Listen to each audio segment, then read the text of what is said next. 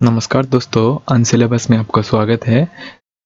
हम इस वीडियो के बाद भी एक सीरीज चलाएंगे जिसमें इंडियन पॉलिटी का टोटल 1800 क्वेश्चन एमसीक्यू करेंगे। जिसमें ये जो क्वेश्चन है 1800 क्वेश्चन, ये इतना इम्पोर्टेंट है कि प्रीवियस वेरियस कॉम्पिटिटिव एग्जाम में ये आ चुका है। तो आज का टॉपिक है इंडियन कॉन्स्टिट्यूशनल डेवलपमेंट। चलिए हम लोग स्टार्ट करते हैं। Question number 43, which of the following is the features of federal states? इन दोनों में से कौन सा फेडरल स्टेट का फीचर्स है, बताइए।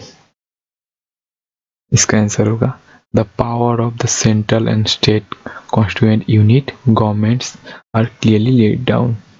ऑप्शन नंबर ए, सिर्फ ए ही होगा। ठीक है, next question number 44, who was the first foreign minister of free India?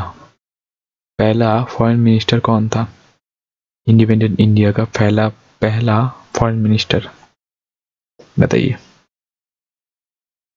Jawaharlal Nehru था।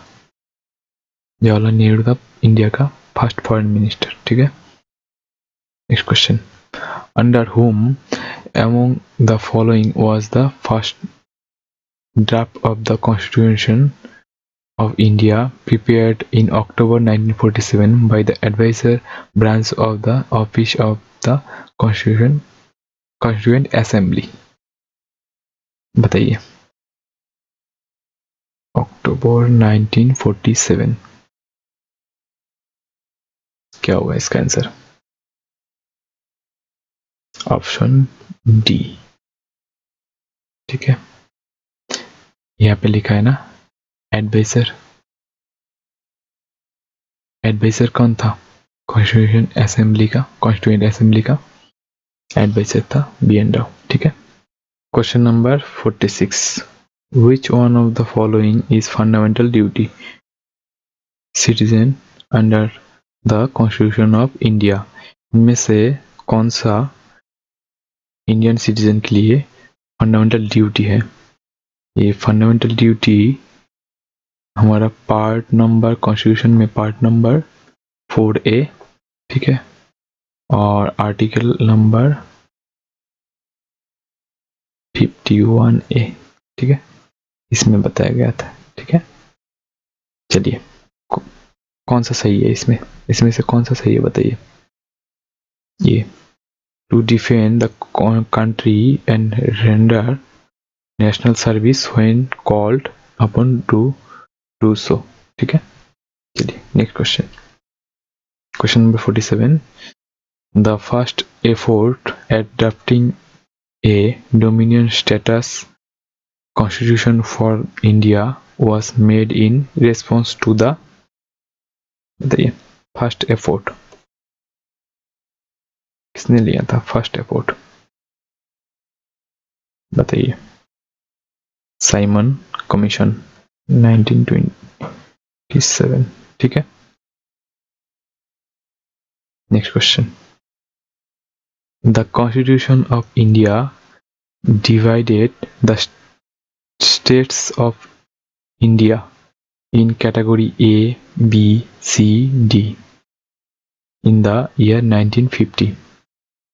इंडियन जो कॉन्स्टिट्यूशन है ये स्टेट को डिवाइड किया था, इंडियन स्टेट का डिवाइड किया था category A, B, C, D में। ठीक है, तो यहाँ पे जो 4 ऑप्शन दिया गया इनमें से कौन सा करेक्ट स्टेटमेंट है बताइए। ये पढ़ लीजिए, आप पहले देख लीजिए इसको, बताइए।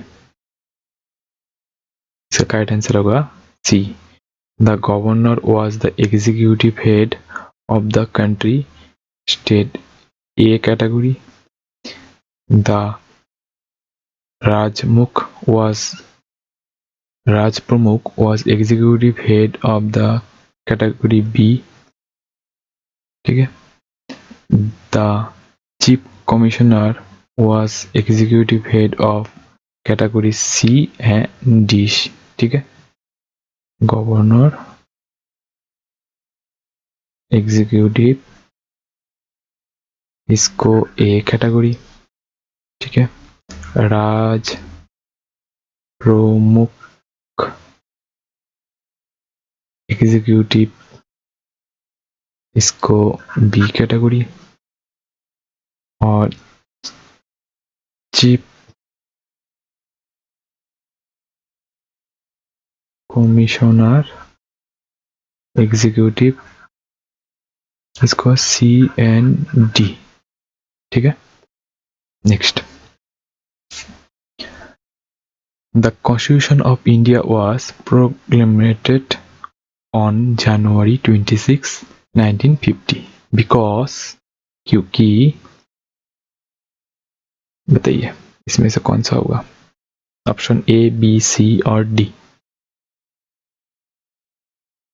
बताइए। इसका आंसर होगा ऑप्शन ए।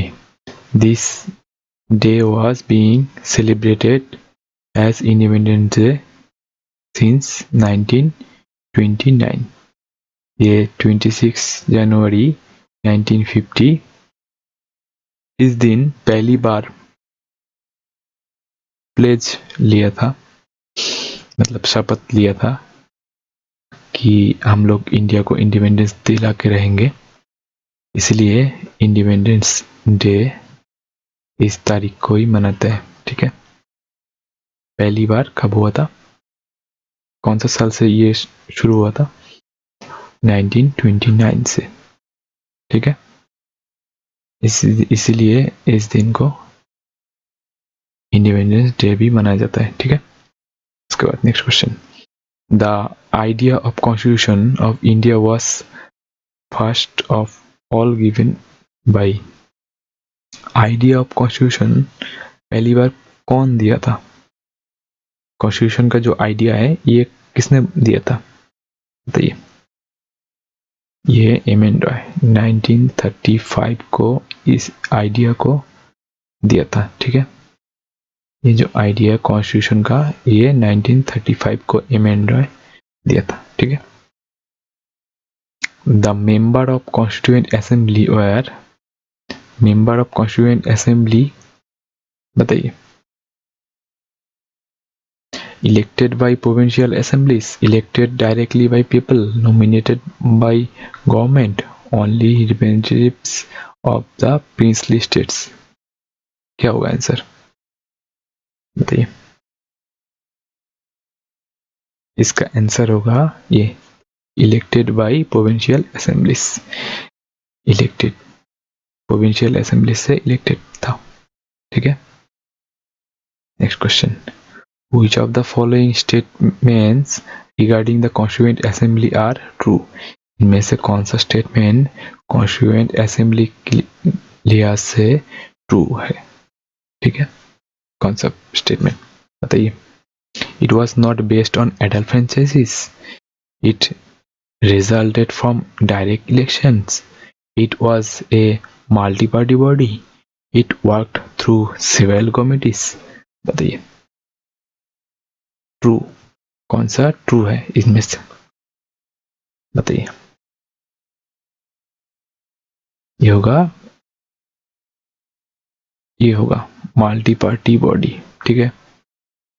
उसके बाद क्या हो सकता है, उसके बाद ये हो सकता है work through several committees, work through several committees, मतलब 3 और 4 होगा, 3 और 4, ठीक है। Next question, question number 53, who among the following was not a member of the Constituent Assembly established in July 1946? Not member, ठीक है। इनमें से कॉन्स्टिट्यूएंट असेंबली का मेंबर नहीं था, ठीक है। बताइए कौन नहीं था, ये था, ठीक है। उसके बाद ये भी था, महात्मा गांधी जी नहीं था, ठीक है। कॉन्स्टिट्यूएंट असेंबली में मेंबर नहीं था महात्मा गांधी, ठीक है। इसका आंसर ये होगा। ठीक है, next question. India became sovereign democratic Republic. कब हुआ था इंडिया सॉवरेन डेमोक्रेटिक रिपब्लिक? कौन सा डेट में हुआ था ये बताइए। ये हुआ था जनवरी 26, 1950। Next question. Which one of the following made the Indian legislature bicameral? ठीक है, ये जो इंडिया में जो दो सदन है ना, लोकसभा और राज्यसभा, ये कौन सा एक्ट के द्वारा हुआ था बताइए।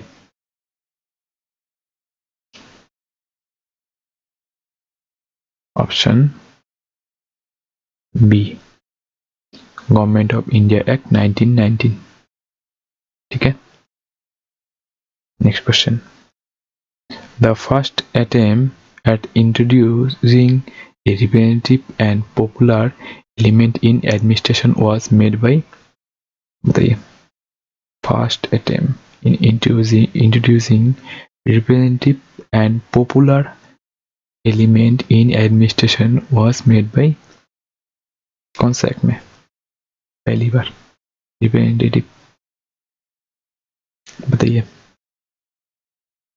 इसका आंसर होगा 1909। ठीक है, उसके बाद नेक्स्ट क्वेश्चन।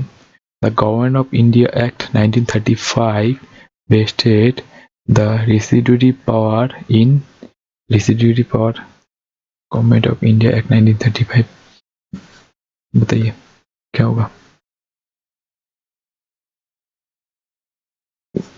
Governor general. ठीक है, next question. Which of the following was not one of the features of government of India act 1935? इनमें से कौन सा फीचर्स है जो गवर्नमेंट ऑफ इंडिया 1935 एक्ट में नहीं है? ठीक है, बताइए। ये बाइकैमेरलिज्म, ये 1919 होगा। ठीक है, next question. Which one of the following aim at providing a federal structure for India? कौन सा एक्ट के द्वारा फेडरल स्ट्रक्चर जो है इंडिया का लेके आया था बताइए। ये फेडरल स्ट्रक्चर इसमें लेके आया था गवर्नमेंट ऑफ इंडिया 1935। ठीक है, next question. What was the main stipulation of government of India act 1935? बताइए। ये होगा सी, कंप्लीट इंडिपेंडेंस गारंटीड। ठीक है, अगर आपको ये वीडियो अच्छा लगा, मतलब ये एमसीक्यू वाला पॉलिटी का वीडियो अच्छा लगा, तो प्लीज़ सब्सक्राइब कर दीजिए आन सिलेबस चैनल को। और अगर कुछ क्वेरीज होगा तो ये आपको मिल रहा है सब सोशल मीडिया लिंक, इसमें आप क्वेरीज कर सकते हैं, ज्वाइन कर सकते हैं, फॉलो भी कर सकते हैं फेसबुक में, फेसबुक का पेज है। ठीक है, ट्विटर के भी पेज है, सब पेज। अगर आपको मतलब कुछ भी हेल्प हुआ है तो सब्सक्राइब जरूर कीजिएगा। ठीक है, और डोनेट के लिए आप अगर डोनेट करना चाहते हैं कुछ भी तो इस एड्रेस को आप गूगल में सर्च कीजिए। ठीक है, तो आपका डोनेट बॉक्स आ जाएगा। ठीक है, चलिए, thank you for watching, have a good day.